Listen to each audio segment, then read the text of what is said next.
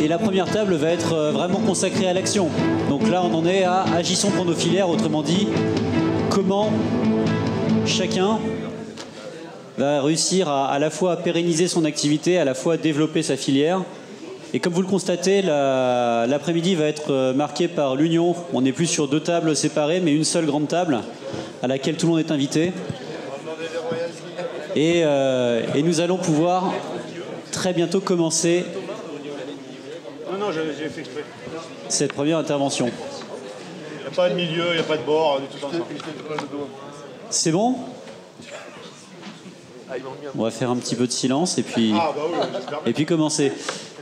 Alors j'ai commencé par le plus animé de la table, Laurent. Est-ce que vous voulez bien commencer cet après-midi ? Le sujet, c'est de se dire qu'il y a eu des éléments marquants qui ont été un petit peu abordés ce matin, mais j'aimerais bien que vous reveniez sur 3 d'entre eux. Il y a BWAPI, BExpert, et puis la charte, avec à chaque fois, à minima, revenir sur la genèse rapidement, et puis sur l'impact que ça peut avoir sur vos métiers, que ce soit apiculteur ou que ce soit semencier. S'il vous plaît, Laurent. D'accord. Donc merci Axel. Effectivement, on a réuni les 2 tables ce matin, c'est bien pour montrer l'unité du travail qui a été fait pendant les 8 années dernières depuis Mercurol. Et donc au travers de ces années, ce qu'on a constitué, le premier point qu'on a mis en place, c'est BWAPI. BWAPI, c'est la centrale de réservation, le mythique de l'abeille et des semenciers. Donc ça a permis de mettre, ça a été lié aux augmentations de surface, comme j'ai évoqué ce matin, où on est passé de 20 000 hectares à 42 000 hectares aujourd'hui.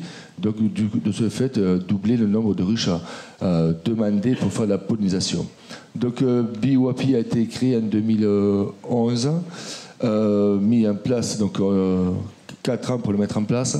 Et aujourd'hui, le fonctionnement est assuré par l'ANAMSO.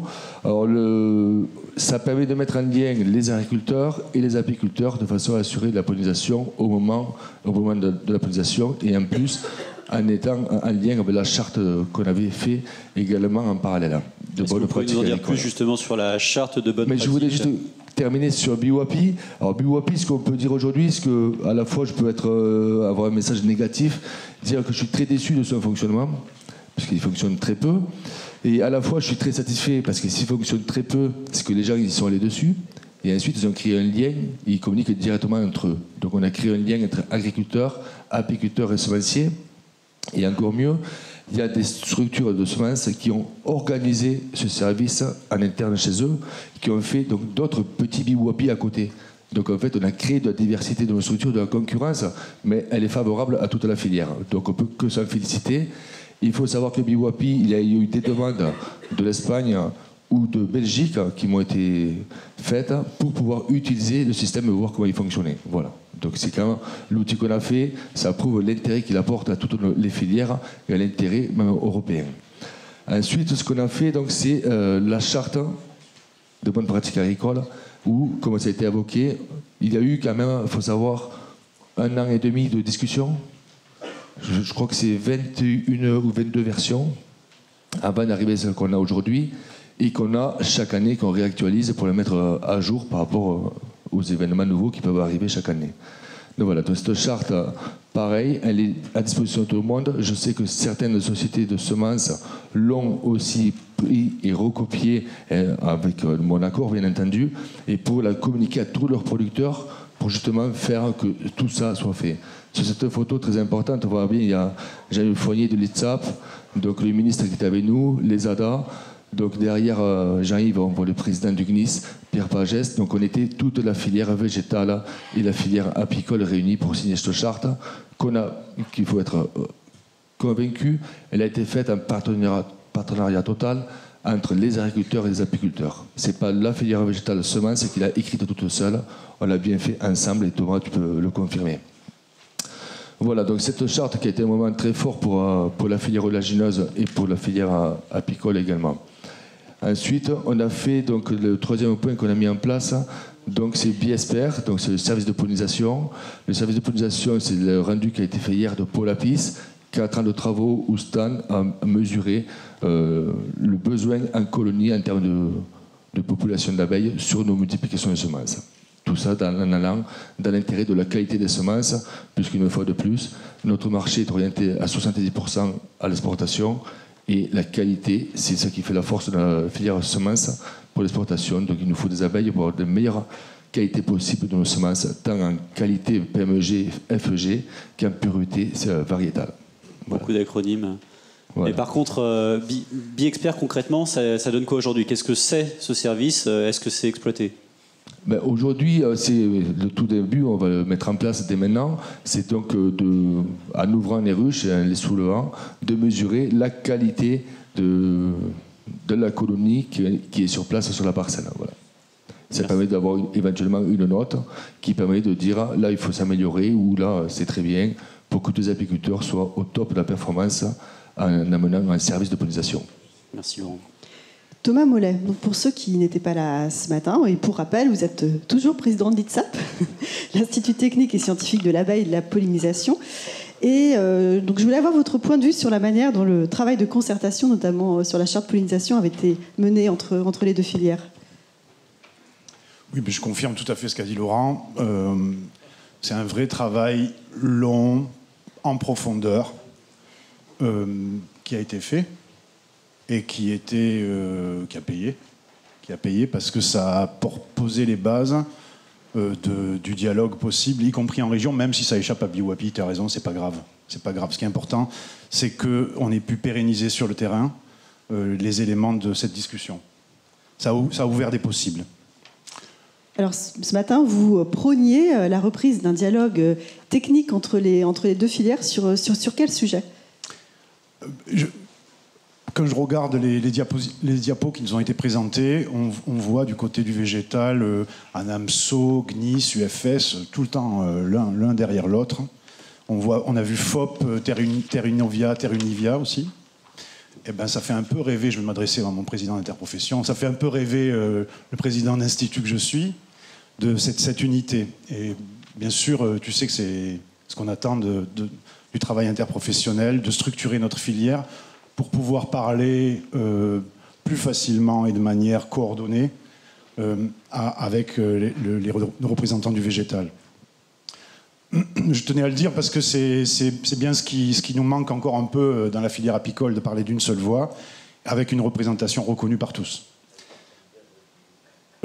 Ce que j'ai entendu ce matin, si je ne me trompe pas, c'est qu'il y a quand même des besoins en pollinisation qui ont explosé depuis Mercurol, et qu'il y a quelques difficultés parfois à trouver des ruches, et peut-être des ruches de qualité, si on va sur la partie validation de la qualité des colonies présentes en pollinisation. Peut-être qu'il y a là un chantier auquel il faudrait qu'on s'attache ensemble, qui pourrait être la professionnalisation du service de pollinisation. On a certainement des outils du côté de l'Institut à proposer pour aller et pousser ce qui est déjà en marche dans les régions, avec les coopératives, mais qu'on pourrait pousser un peu, structurer de manière nationale. Et ça suppose évidemment de continuer à acquérir de la connaissance du côté de nos chercheurs sur les besoins des cultures, sur quelle préparation des colonies, sur ces éléments-là. Mais je pense qu'on a peut-être un travail à faire ensemble autour de cette question de la professionnalisation pour apporter les ruches nécessaires à la pollinisation des semences. Vu la qualité de votre travail et l'explosion des besoins. Ça, c'est le premier point.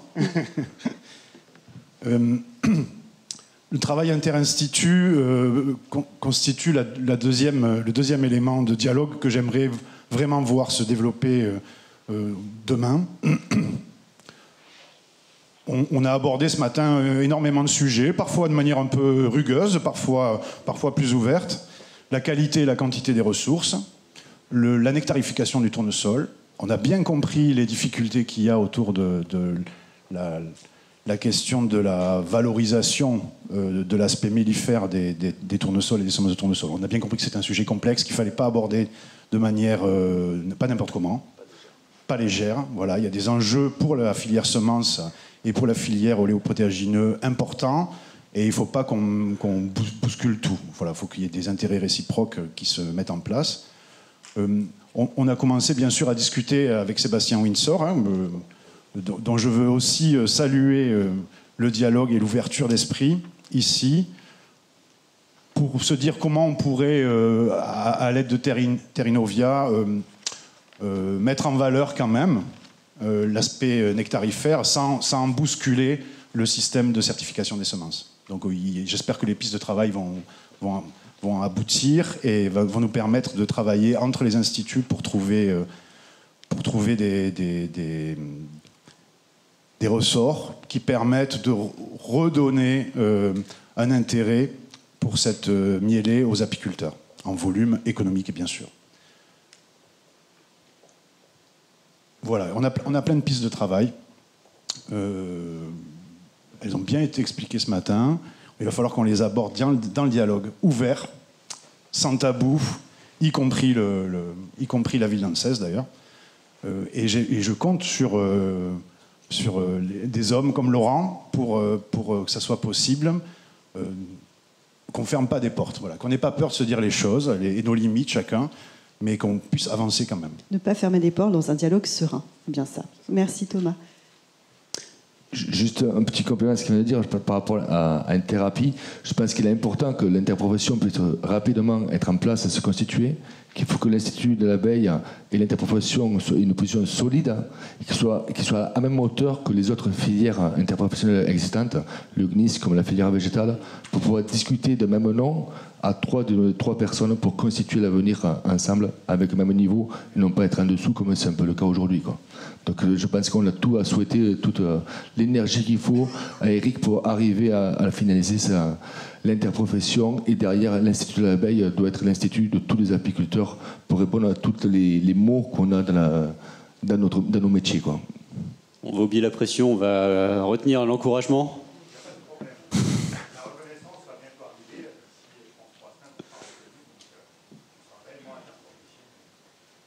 Reconnu bientôt comme interprofession. Merci Monsieur Lelon. Je vous propose de quitter un petit peu les aspects stratégiques, fondamentaux de structuration et retourner sur un peu plus de technique. Et je vais me tourner vers l'homme de l'art. Jean-Christophe Congeot, vous êtes responsable des projets R&D au sein de la NEMSO. J'aimerais bien que vous me disiez si les préconisations ont évolué depuis la signature de la charte, donc en 2014, sur vos conseils de bonnes pratiques en pollinisation, notamment vis-à-vis des semenciers. Alors bonjour à tous. Oui, je pense que les pratiques ont beaucoup évolué en fait. En 2014, quand il y a eu la charte, et il ne faut pas oublier les cahiers des charges, parce qu'on a un cahier des charges par culture aussi qui a été fait, puisque le colza ne se pollinise pas de la même façon que le tournesol. Donc en fait, aujourd'hui, ce qu'on s'efforce de faire, c'est de faire appliquer, de faire respecter cette charte et de faire appliquer ces cahiers des charges. Et tous les éléments qui ont été définis dans les cahiers des charges. Et après, ce dont on s'aperçoit sur le terrain, c'est que les établissements qui essayent de structurer en fait, leur service de pollinisation avec les apiculteurs, en fait, se servent de ces documents, enfin, notamment des cahiers des charges, et ils les améliorent en fonction de leur spécificité. Et au moins, ça a eu le mérite de poser les bases et ça sert de document de référence. Après, personne ne touche à la charte, puisque la charte, on ne doit pas la toucher. En fait, elle est valable, voilà, elle est universelle, elle est valable pour tout le monde. Par contre, le cahier des charges, il peut être aménagé, en fait. Et c'est là où ça devient intéressant, c'est qu'au moins, les gens, quand ils cherchent des documents, souvent, quand ils veulent constituer un cahier des charges, ils me demandent, ils font appel à nous et ils nous demandent le document, et ça permet, au moins d'engager des discussions et d'établir des cahiers des charges précis qui permettent de fixer les différents éléments qui permettent de produire des semences, soit en colza et en tournesol.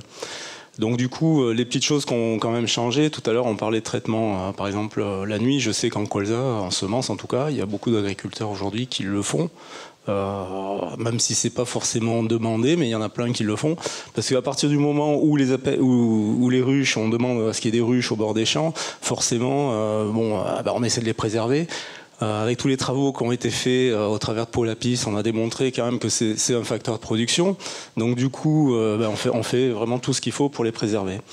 Et du coup, c'est vrai que le fait qu'on ait des documents, ça permet de clarifier les choses.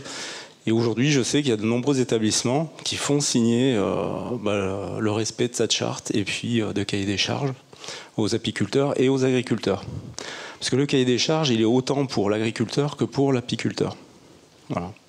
Donc il y a eu des évolutions qui sont plus portées finalement par des contractualisations au niveau de chaque organisme producteur. Oui. Et vous, de votre côté, est-ce qu'il y a d'autres sensibilisations, d'autres actions que vous menez de manière à ce que ce cahier des charges soit connu, reconnu, appliqué ? Alors nous, ce qu'on s'efforce de faire, c'est principalement, on fait plein de choses, mais principalement c'est les ouvertures de ruches. Donc on en organise beaucoup.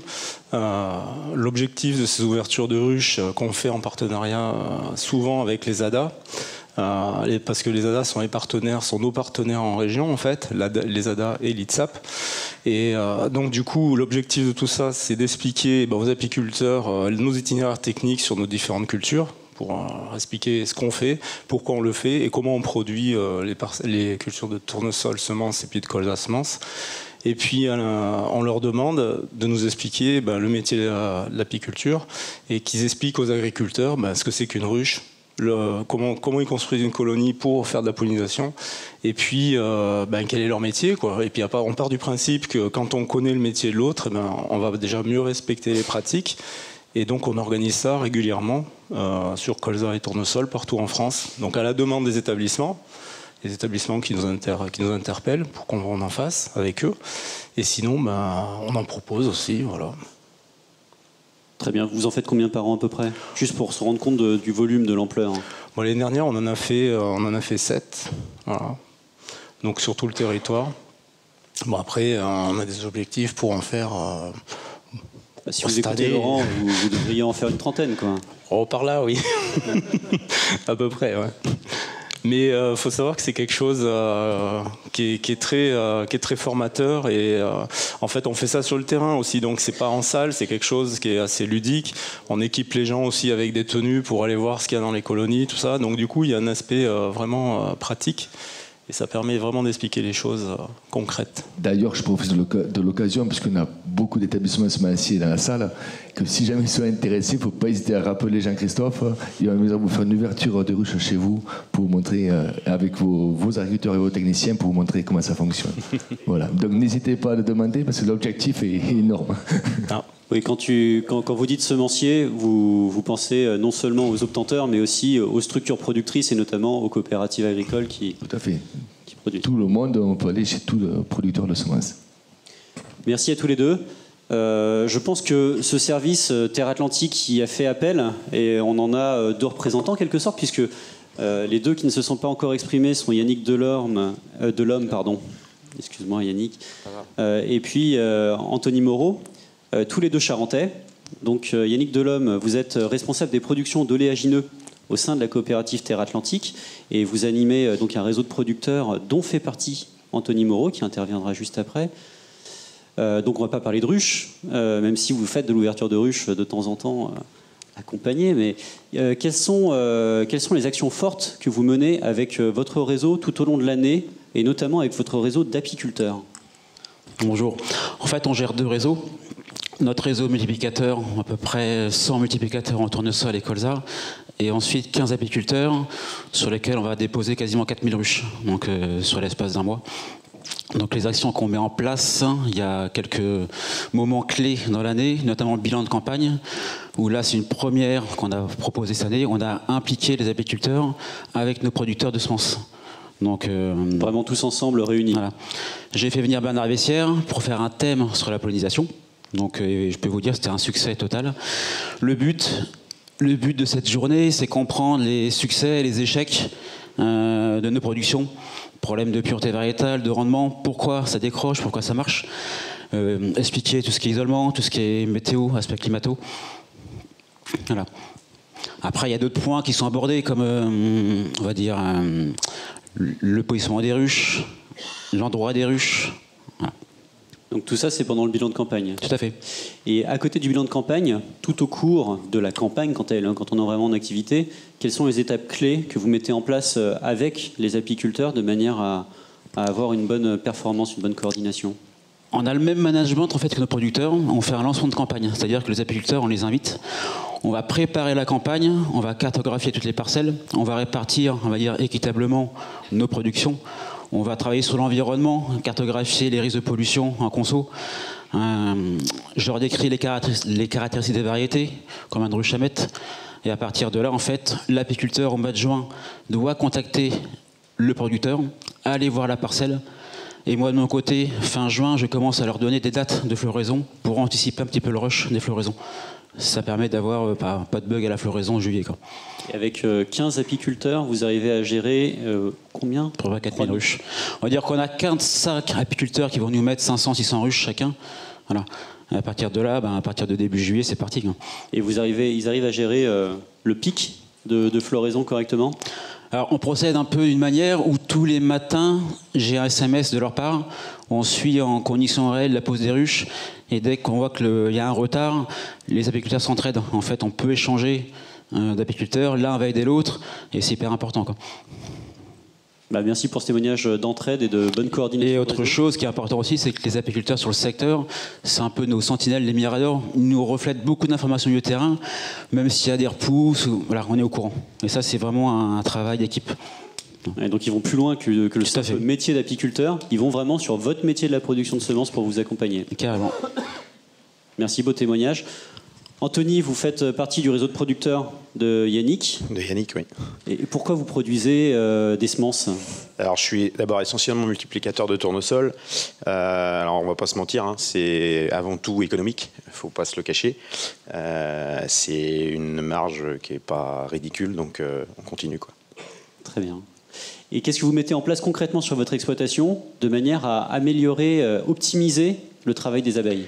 Alors, ce qu'on met en place, c'est avant tout du bon sens. Beaucoup de discussions avec les apiculteurs, soit au travers des réunions que Yannick organise, pour avant tout se connaître. Moi, ça fait pas très longtemps que je suis producteur de semences. Ça fait 7 ans. J'ai toujours eu le même apiculteur. C'est un métier que je découvre. Je connaissais pas leurs contraintes. Et je suis pas sûr qu'ils connaissaient nos contraintes. Donc déjà, la première action, c'est déjà de communiquer ensemble. Et puis après, au sens pratique, c'est d'avoir de bonnes pratiques pour le coup. Alors, avant tout phyto, sur la culture, mais aussi sur les cultures autour. Nous, on a un peu de luzerne semence à côté de nos parcelles, et c'est vrai que ça peut poser quelques soucis. Donc la discussion se fait avec l'apiculteur, avec nos voisins aussi, et on est un peu le lien entre nos voisins et les apiculteurs qui ont les ruches et qui naviguent un peu partout. Et finalement, l'apiculteur arrive à trouver ce qu'il faut chez vous? Oui, puisque depuis cette année maintenant, il arrive à laisser des ruches toute l'année. Il m'a demandé, alors c'est vrai que j'ai la chance d'avoir pu mettre en place des bandes enherbées tout le tour de mes parcelles, donc je pense que c'est un peu aussi pour ça. Il a souhaité les laisser tout l'hiver, et je pense que j'ai des ruches qui vont rester toute l'année. C'est effectivement un bon gage de reconnaissance. Non, merci pour ces témoignages. Donc au niveau national, on le voit, il y a des choses qui se sont mises en place, la plateforme BioApi, la charte des bonnes pratiques apicoles et agricoles de pollinisation. Il y a des partenariats gagnant-gagnant qui se mettent en place sur le terrain avec la coopérative Terre Atlantique. Mais tout cela relève davantage de concertation de toute façon entre les deux filières. Alors même s'il y a des attentes qui persistent, hein, ça vous les avez bien indiqué, Thomas. Alors là, cette fois-ci, on va vous donner la parole dès la fin de cet atelier. Est-ce que vous avez des questions à poser à nos intervenants? Des points de clarification peut-être par rapport à des démarches qui ont été abordées ou présentées, ou d'autres démarches que vous connaissez qui n'ont pas été abordées, qui mériteraient peut-être d'être mises en valeur? Peut-être en lien aussi avec la matinée. Joël Chiraud. Juste un détail et une précision. Quand il a été évoqué ce matin et puis tout à l'heure l'éventualité de mesurer la sécrétion nectarifère des variétés de colza et de tournesol, il n'a jamais été question de notre part de demander aux semenciers ou aux multiplicateurs de semences d'intégrer ce critère dans leur sélection. Par définition, quand ils mettent au point des semences, c'est pour faire de l'huile, pour faire du rendement et des choses comme ça. Par contre, ça serait quand même intéressant qu'ils qu'ils intègrent quand même cette mesure et qu'on puisse savoir, pour telle ou telle variété, quel est le niveau de sécrétion nectarifère, soit par la méthode de la micropipette, soit par une autre méthode, etc. Il ne faut pas, parce que les apiculteurs ont tendance, ils ont la réputation de vouloir demander toujours aux autres de faire des choses pour eux. C'était pas le but, quoi. Mais par contre, le fait de le savoir, c'est pas mal. Laurent ?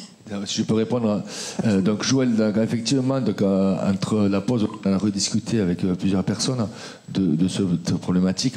La problématique, c'est pas le fait de le mesurer, ça peut se faire. La problématique, c'est que selon les conditions, on va le faire.